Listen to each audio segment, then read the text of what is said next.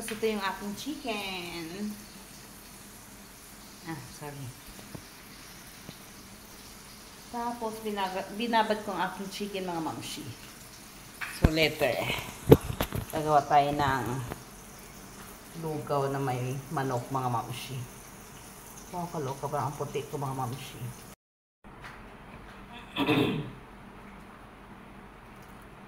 Hello, mga mamshi! Magluto tayo ngayon ng tinapay.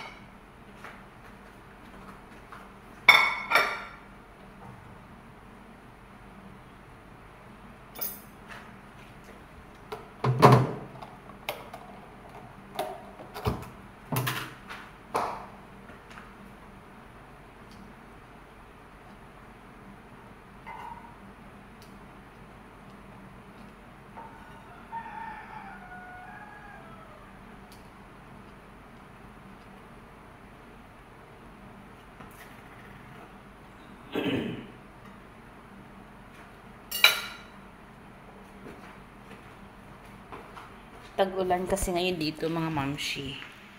So,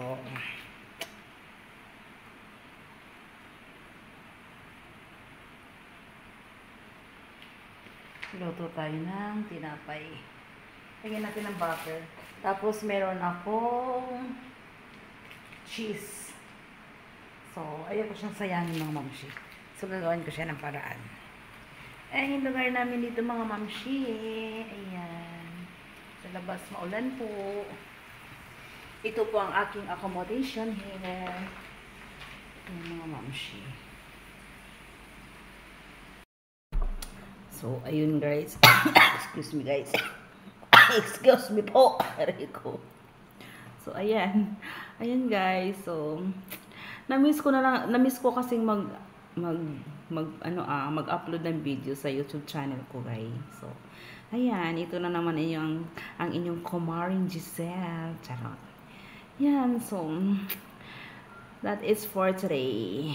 So, mga ka-OFW. So, yan lang mga mamshi. Payo ko lang sa mga kapwa ko OFW, huwag kalimutan mag-ipon.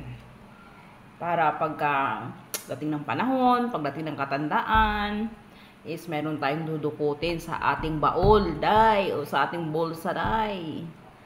O, di ba, pag uwi natin ng Pinas, may pera tayo kahit paano, at may bahay tayo, may napundar tayo na bahay para sa ating pamilya o para sa ating anak. So, yun lang naman yung importante, guys. Magkaroon ng sariling bahay, may konting ipon, at dapat maging business-minded tayo. Charing. Kaya, totoo yan, guys. Kasi sa mga, kadalasan sa mga OFW, walang mga OFW halos na yung mayaman.